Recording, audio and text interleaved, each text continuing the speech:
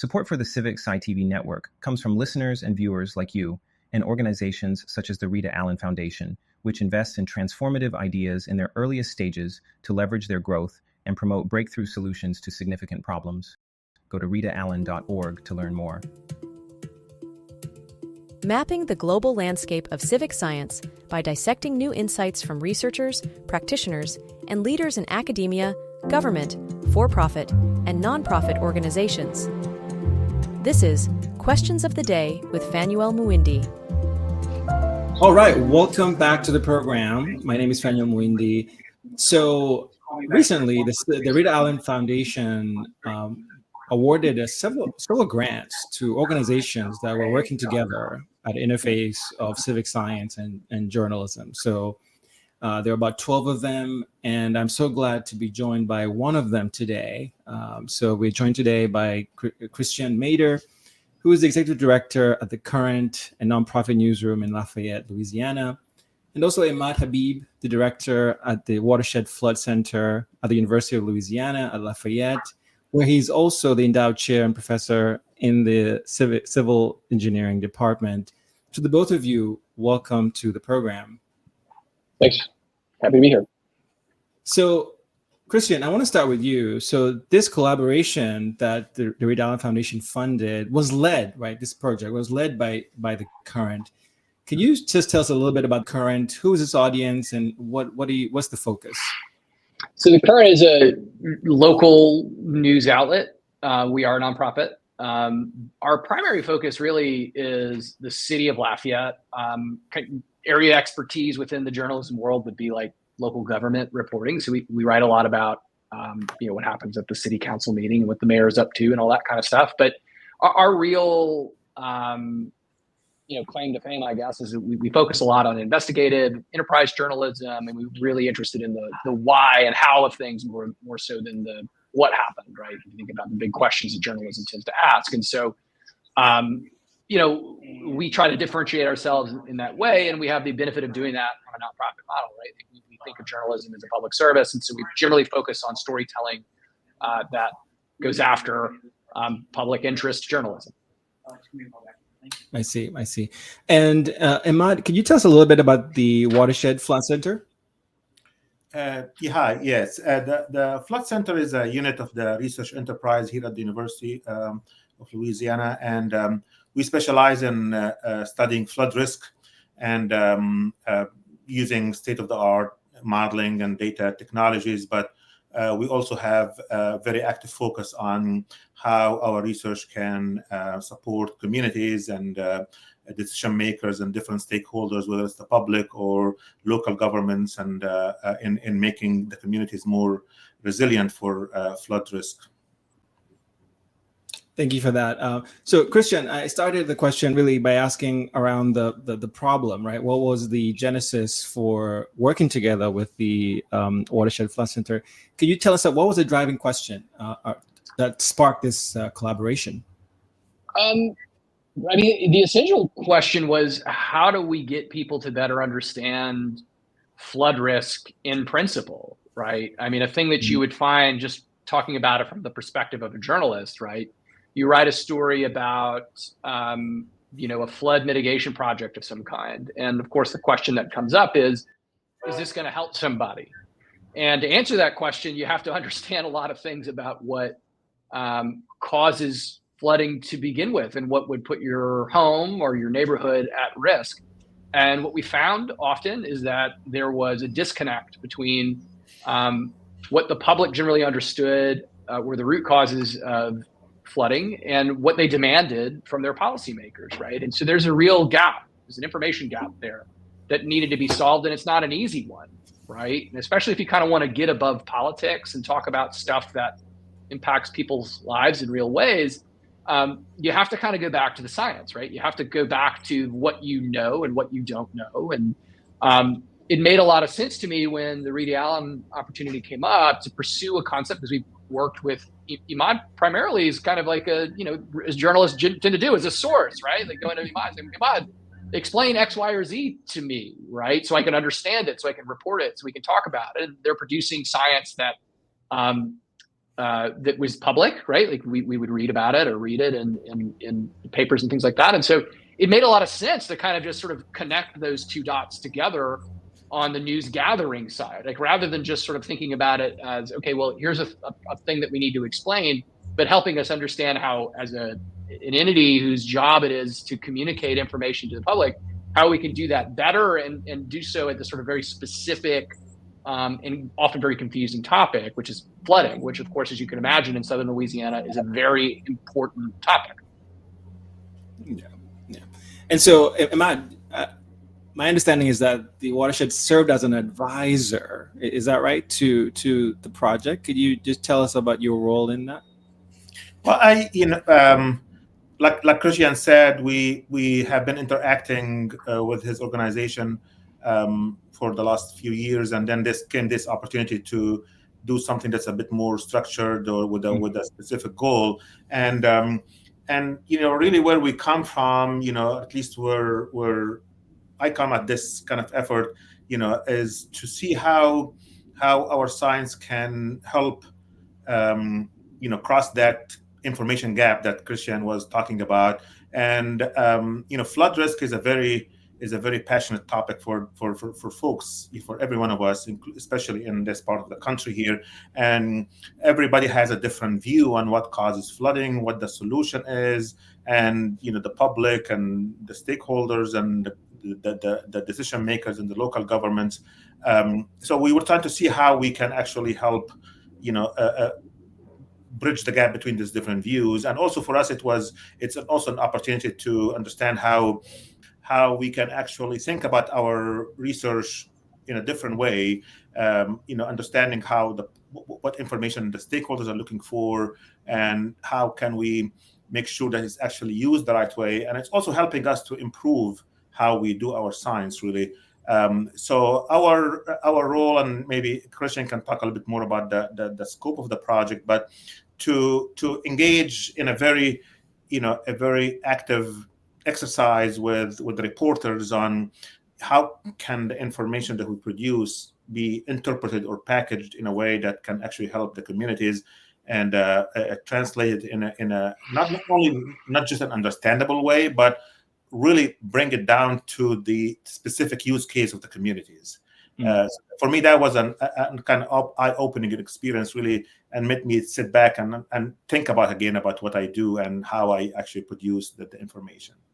Yeah, in fact, in the report, Emad, I believe you do mention the use case. What is the use case, right? Thinking from the get-go what that is. So, Christiaan, can you tell me about that? So, I get the scientists, I get the journalists, right? That you got that connection there. Tell me about the community. What were you hearing from them, right, as you were starting this project, or even before you started the project? Were they involved in that? What we generally found, right, kind of going back to what I said earlier, was I think people tend to come at things from common sense, right? And you can't fault them for that. And so just to put it in more concrete terms, right? I mean, a lot of folks in this area of the country, or in Lafayette particularly, were under the presumption that a main reason why their homes might flood was the river, which makes a lot of sense. Like there's a river that runs through Lafayette, like in lots of communities, and they're not wrong, but they're also not right. And why does that even matter? Well, it matters because when something bad happens and they go to their council person or to their representatives and they say, we need a fix, and they're presented with a fix that may or may not work, right? I mean, getting their arms around that can be really tricky. And so where we saw an opportunity here is there a mechanism that we can create that can sort of pierce that noise a little bit and give people a clearer sense of what their risks are? And let's, even widen the frame a little bit more than that. We're not just sort of talking about when floods happen, we're talking about risk in a very literal sense. I mean, people pay for risk, right? You buy flood insurance or homeowners insurance, right? And so people are experiencing changes in their lives by ways of increased insurance premiums and may not quite understand why that's happening. And so you can see that anxiety in how people show up in council meetings, let's say, and demand a specific solution. And our thought was, well, there's an opportunity there, right? And to try and devise some sort of communication strategy to get the kind of more elemental principles here into the pipeline for them. Because most of the time in journalism, you're just talking about a thing that happened, right? I mean, a flood happened, so here's what you do, or we built a project and this is what we do. You have very little space in that context to stop and say, hey, wait a second, you need to understand this about the watershed that we're in. Let's define some basic terms.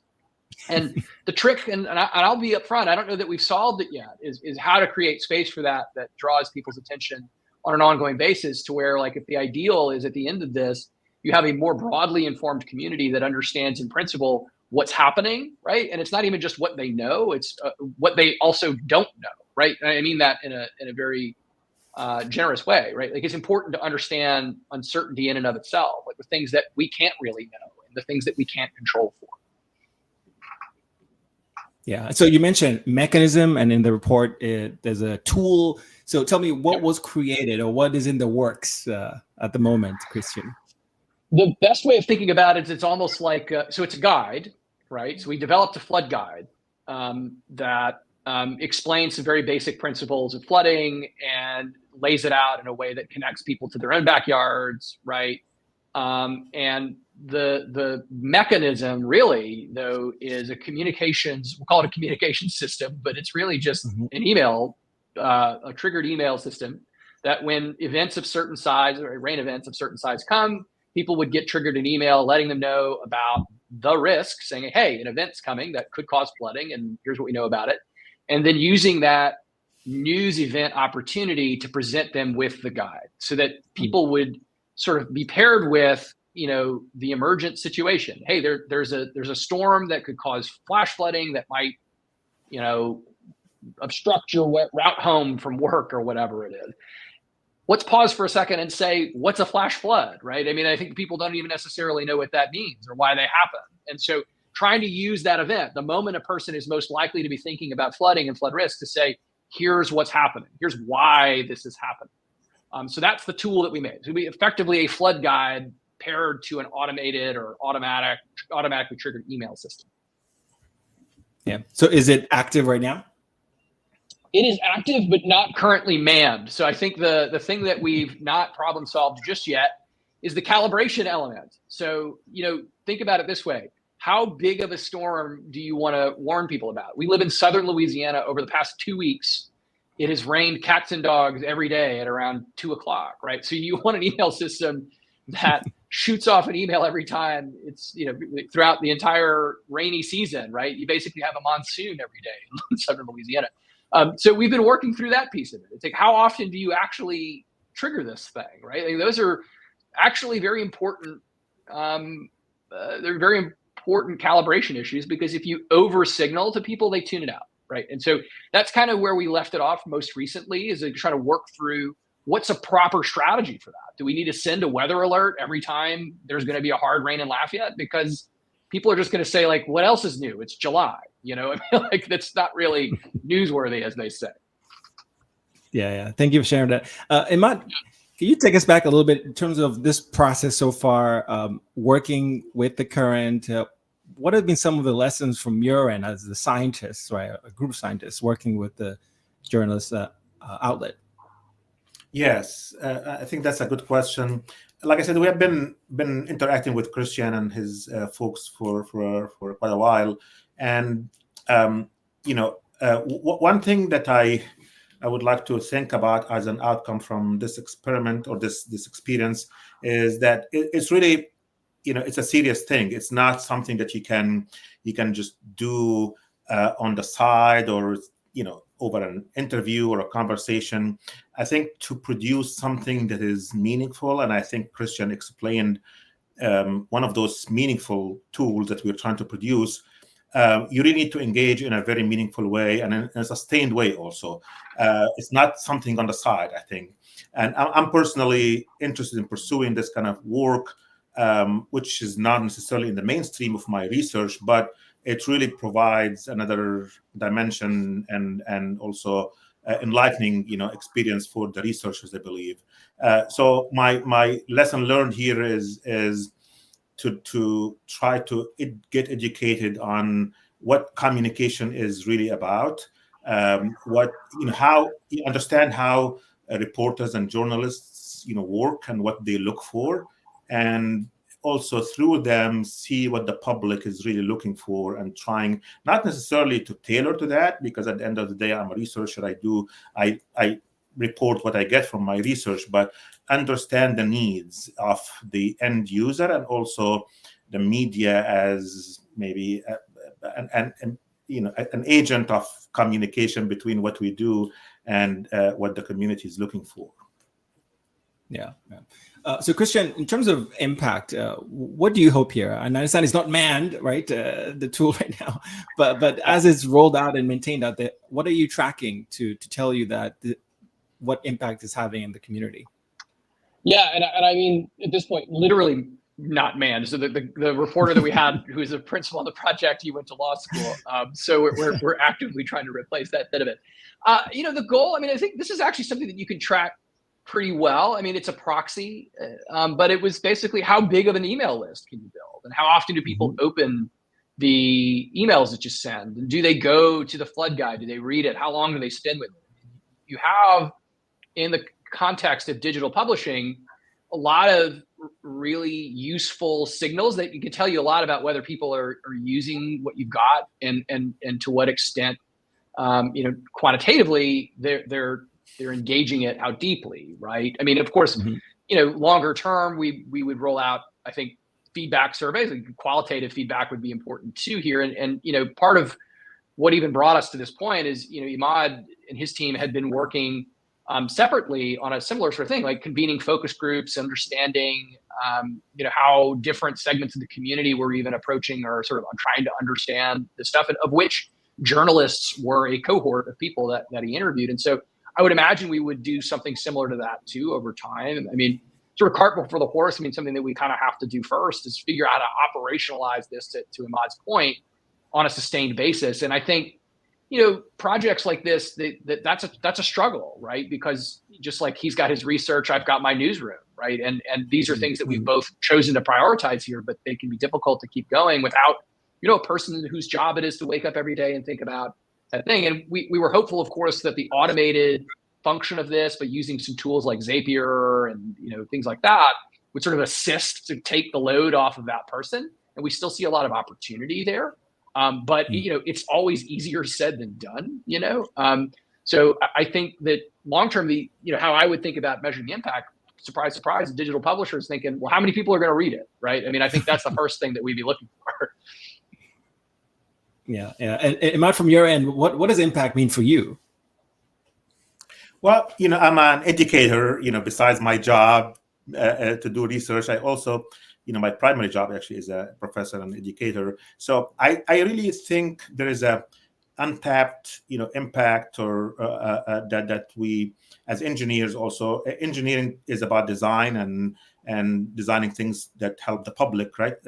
And quite often we don't think about how our information or design or analysis is being used, and for even for our students to understand, how the information is communicated to the public, or how is it being used in a public arena, is really an eye-opening thing. And I don't think we train our students on things like that, or we expose them. We tend to design, and this is the design. We give it to the government or whoever is building that infrastructure, and we don't tend to think how our information was used, and did it help or not, or was it misused for good or bad reasons. And I think working with the media and seeing how the information is being conveyed to the public and to the decision makers is very educational for us as researchers, as well for students. Yeah. And so what's the future here, if I dare ask that question? If you had unlimited funds, Christiaan, how would you grow this if that was the goal? I mean, I think the first thing we would do, right, is you would potentially have almost like a news desk dedicated to this kind of coverage. I mean, I think, I remember sitting in one of Emad's focus groups for their research project. And, I think I've thought a lot about, right, is how people in flood prone areas, hurricane prone areas, they think about these events. And something that's striking to me is that, I'd grown up in Southern Louisiana. Thing I just got used to was hurricane seasons and hurricane guides, right? And I think a lot of our project was just like, well, is there a way to develop a similar habit around understanding flood risk? Everybody and their mom in Southern Louisiana can sort of talk about like some very basic things about hurricane science, right? Like they can tell you what's the difference between different categories, how often they hit the Gulf, et cetera, ocean warming and the impact that might have on intensity of storms. Like, these are things that people can just talk about casually, but don't necessarily have the same vocabulary for when it comes to flooding. And so building a news environment that does something similar, right? Like, maybe you have a reporter whose job it is to kind of report specifically around flood risk and its various impacts, right? Around like housing and development and all those kinds of things would be really powerful. And then being able to use a tool like what we've developed with UL that has scientific merit, that knows what it knows and is candid about what it doesn't know, I think is a really powerful thing, and something that I think we could really build from long term. The key being we've got to have somebody to do it, and somebody who's dedicated to doing it day in, day out, which is a challenge with any partnership we've been involved in, right? There's always that space between the partners that a third person should theoretically occupy. And I think, though, on the other way of looking at that, though, is that that's an opportunity. That means that there's a gap that you can plug. And if you did, you'd have something really powerful. Yeah, I think if funders are listening to this, for sure, they're paying attention to that. I hope so. Emad, how about the insights from this? Do you envision maybe as you get data in the future, and I know you're still early collecting information, that you can publish this so that others can think about how to replicate this, right? And other collaboration between newsrooms and scientists? Absolutely. I think, like I said, there's quite a few lessons learned here, and I already shared quite a bit of what we learned with my colleagues, especially the early career faculty who come to the university, and they are excited about the research. So I would like to not only put it in a scientific publication, but also find like maybe through the guide that Christiaan is developing, some sort of a permanent avenue for our research to be disseminated to the public, and receive feedback on that through that kind of venue. For me, the motivation also is to try to see how our science can actually help people understand the risk and the solutions that they can undertake, and also in more of a kind of equitable way, actually, because I still believe that sometimes the information is used in a very biased way because of just the lack of communication, and I hope in the future I'll be able to contribute to that through working more with folks like Christiaan. Yeah. Now, I wish I can just keep talking with you. I think this is a fascinating project, and there's more data to be collected, right? You guys are doing it on the ground. As you're doing this, I'm imagining, actually, I want to come down there and just experience Lafayette. I've never been to Louisiana, so something I'd be curious to do. Thank you both for the time, and we look forward to keeping talking of this. Thank you. Thank you for having us.